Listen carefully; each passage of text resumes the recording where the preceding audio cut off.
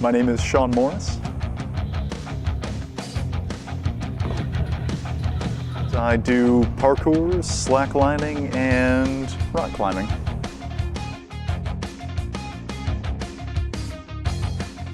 I saw the opening scene in Men in Black, and I saw Will Smith pushes a guy up against a wall and he does a backflip up and over him, and I thought it was the coolest thing. So at that point I didn't know what parkour was. It was always just playing as a kid, but from that point, I started moving more into individualistic, non-competitive movement sports. So your slacklining, your rock climbing, your parkour, the things where I don't really have to compete with someone else or associate my value with those around me. I can kind of look at where I am now versus where I was 6 months ago and take pride in my achievements in that aspect. The way I would describe parkour is a non-competitive artistic movement where you try to navigate and orient your body in between obstacles. Usually it takes place in a city, but the act of doing parkour or being what is called a tresseur, one who practices, can be done in any environment. Slacklining is balancing across a piece of tubular webbing and trying to maintain your balance under a really unstable circumstance. It almost feels like a meditation. I'm not thinking about the workday, I'm not thinking about anything, I'm fully present. It's my yoga. I don't think about my everyday life when I'm in that moment. When I'm doing these things, it's got one of two directions. When I'm learning something new, it's incredibly frightening because you don't know what's going to happen. So it usually helps to do it in a safer environment with pads. But once you get that and you add that to your repertoire of tricks or movements that you can do, it's liberating. Just being able to sprint through a city scene and know that you have any of these potential options that you can do over whatever's in front of you, and you make that choice right then and there, and it just flows together beautifully. It's a feeling that you have to actually do. You have to experience it to understand it, but everyone can to some level. They might not be doing the double backflips off of walls, but just to be able to vault over something very clean and keep going, that gives a glimpse as to what it feels like. My childhood was funny. They really wanted to keep me medicated, and they did a good job of it. But what I've learned later in life is that I needed a catharsis. I was bouncing off the walls as a child, and it was really hammered into my head that that was a bad thing. What I've learned later in life is that I need that catharsis in order to keep my head straight for the other things that I need to focus on. It's not so much that I was hyper and just I couldn't sit still. It's that I needed something to let out that energy. And these sports have given me that, which allows me in my off time and in the time that I need to focus, I can do that.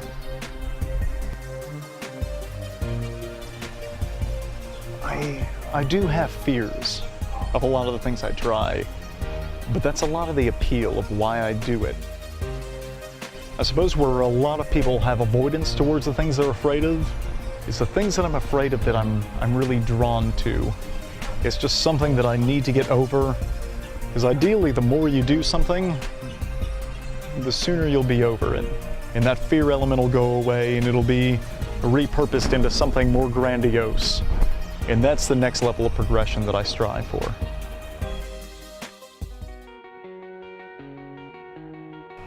Falling is a big part of what I do.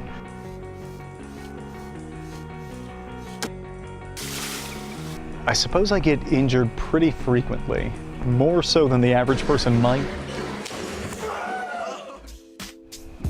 But my whole concept is I'm very good at recovering out of that fall, as with most rock climbers, slackliners, free runners, it comes with a job description. And based on that, I think that's a big part of why I really don't sustain any of the heavier injuries. We all tend to take a pretty progressive approach to what we're doing, and a big part of it is how to recover out of those instances where if the action we're working on doesn't work.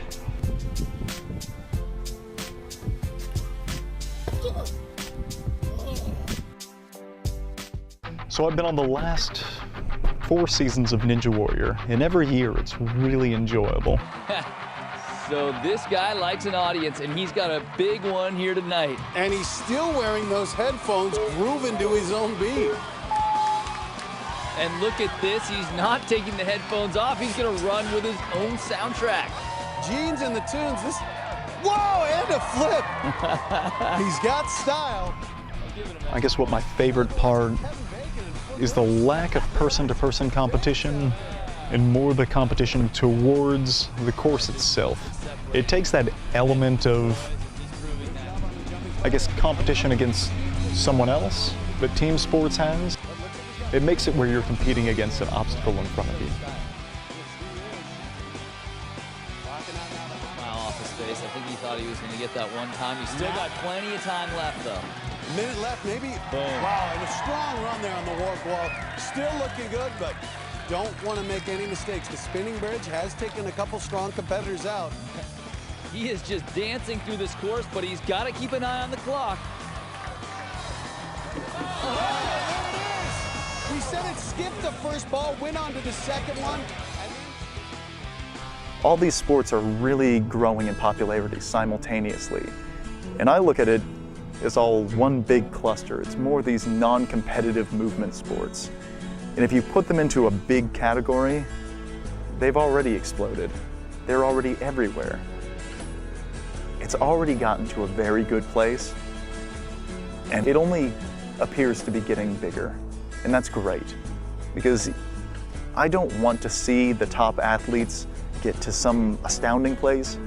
I want to see millions of lower level athletes that are all just having fun. Being the best is just being the person who's having the most fun.